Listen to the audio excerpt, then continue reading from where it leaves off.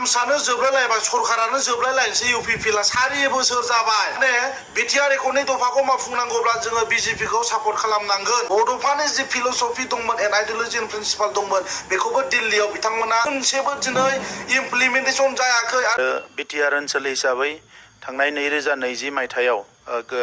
गोजोन गोरोबथा जानायनि उनाव जोंनि ओनसोलाव गोजोना फैबाय 2020 मायथाइयाव गोजोन गोरोबथा मोनसे जानायनि उनावनो दिनै जोंनि ओनसोलाव 100% गोजोनखौ नुनो मोनदों हारि माहारिनि गेजेराव खौसेथि फैनायखौ नुनो मोनदों बिसायख'थियाव जोंनि बिजाथिखौनो भट होनो थाखाय रायजो राजाफ्राबो गोसोखौ थि खालामबाय दा नंखायनो नैबे बिसायख'थियाव दरं उदालगुरिनि जि बिजाथि दङ बिथाङा 3 निफ्राय 4 लाख भट बारा मोननानै आरो क'क्राझारनि जोंनि बिजाथियाबो 3 लाखसो भट बांसिन मोननानै देरहानायनि चान्सखौ जोङो नुनो मोनदों जोंनि जेसेबां भट दङ गासैबो भटखौ बिजेपिनि बिजाथि दिलीप सयकिया बिथाङा मोनगोन बेयो रोखा बिपिएफनि मानसिफ्रा फाव फान्दायगासिनो दङ आरो बिथांमोननि सायाव जोङो आयेननि बेबस्था लानो थाखाय खावलायदों आरो जाय बिथांमोना बेबायदि षड़यन्त्रमूलक खामानिफोरखौ मावदों बिथांमोना उनाव आयेननि फारसे बिथांमोना फिननाय होनो गोनां जागोन बियो जानला मानला खोथा बुंना रायजो राजाफोरखौ थगायनो सानदों जोङो सोमावसारनायनिफ्राय फैनाय कमिटमेन्टजों फैनाय दा बेनिखायनो जों बेफोर बाथ्राफोरखौ मिथिगौ बिक्रम दैमारिया मायबा मोनबाबो बेहा जेबो लाब गैया मोनाबाबो जेबो लस गैया बिनि खामानियानो जाबाय हाग्रामाखौ प्लिस खालामनो थाखाय गावनि कन्ट्रेक्टरि बिजनेसखौ थिक खालामनो थाखाय रायजो राजाफोरनि सिगाङाव ओंखारना जानला मानला बाथ्रा बुङो रायजो राजानि एबा दफाखौ माब्ला मावफुंगोन 1 बोसोर 2 बोसोर 3 बोसोर 4 बोसोर उइथिन 4 इयार्सनि गेजेराव नोंथांमोना इनिसिएटिभ लानानै मानोथो मोनसेबो दफाखौ मानो साक्सेसफुल खालामाखै दिनै नोंथांमोननि इउपिपिएल पार्टिनि थार्मसआनो 5 इयार्सनि जे थार्मस दंमोन बे जोबनो थांबाय आरो सरकारानो गैखाला रायजो राजाफोरखौ खावलायदों आपिल खालामदों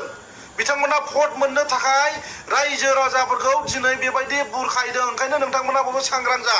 दिनैनि दिनाव इउपिपिएल आरो प्रमद बर' दैदेननाय आबसु आरो इउपिपिएलआ बर' रायजो राजाफोरखौ थगायबाय आरो बर' हारिनि जि गोजामसिन सिमां दंमोन आलादा रायजो सेपारेट स्टेट एबा स्टेटहुड बड'फानि जि फिल'सफि दंमोन एन्ड आइडिय'लजि एन्ड प्रिन्सिपाल दंमोन बेखौबो दिल्लीयाव बिथांमोना फाननानै फैबाय final and comprehensive solution signing खालामनानै from today we don't want Bodoland separate state again we don't want to movement होननानै दिल्लीयाव साइनिं खालामनानै फैबाय we are satisfied with this peace accord एबा एग्रिमेन्टनि गेजेरजों बर' जाथिनि जि मोननांगौ जि मोनथाय गासिबो एभ्रिथिं फुलफिलमेन्ट जाबाय पुरन जाबाय होननानै बिथांमोना बुंदोंमोन नाथाय दिनै फैयै फैयै ग्रेजुवेलि जों नुनो मोनबाय बिटिआर एकर्डनि जि दफायाव लिरनाय बे मोनसेबो दिनै इमप्लिमेन्टेसन जायाखै आरो एनडिएफबिफोरनि जि केस बे केसआबो दिनैसिमबो सल्युसन जायाखै बिनिफ्राय दुखुनांथावसिन आरो माथा मावनो रायजो राजाफ्रा खनसे नङा खननै नङा खनथाम थगायजाबाय ओंखायनो रायजो राजाफ्रा बयबो सांग्रां जानाया मोजां दिनैनि दिनाव बिथांमोना ओरैबायदि थगायदों जोंनि बर' रायजो राजाफोरखौ बड'लेण्डखौबो मोनगोन होननानै थगायबाय बिटिआर जाबाय होननानैबो थगायबाय बिटिआर एकर्डनि जि क्लसेस एबा दफायाव लिरनाय बे लिरनायखौ उइथिन 1 इयारनि गेजेरावनो बिथांमोना साक्सेसफुल जागोन एबा इमप्लिमेन्टेसन जाजोबगोन होननानै बुंदोंमोन दिनै अलरेडि 4 बोसोर जाबाय देयार इज नो सेन्स जेबो सोलायनाय गैया जेबो इमप्लिमेन्टेसन जायाखै अब्ला नोंथांमोना इउपिपिएलखौ माबोरै सापर्ट खालामनो नाङा रायजो राजाफोर दिनै नुबाय दिनै बिथांमोना इउपिपिएल आरो प्रमद बर' आरो आबसुआ जुदि बर' हारिनि जुदि सेन्टिमेन्ट दङब्ला ब्लाड दङब्ला दिनैनि दिनाव सोरबा बिजेपिखौ सापर्ट खालामनानै जोंनि बर' रायजो राजाफोरखौ गामि ओनसोलनि गोरिब गुन्द्रा दुखुथिया रायजो जानाय गोरिब गुन्द्राफोरखौ बेबायदि बुंनाय नङामोन दफाखौ मावफुंनांगौनि थाखाय बिजेपिखौ सापर्ट खालामनांगौ होननानै बुंनाय नङामोन जुदि आबसु आरो प्रमद बर'नाव जुदि दम दङब्ला बिथांमोना गावसिनि पार्टिनि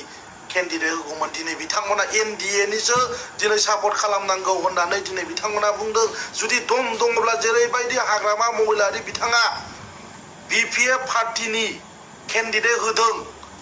बेबायदि दम दङब्ला इउपिपिएलआ होदों सिंगेलै उइदाउट एनि एलायन्स जुदि दम दङब्ला दिनैनि दिनाव बर' जाथिखौ दिल्लीयाव फाननानै फैखाबाय बिजेपिनो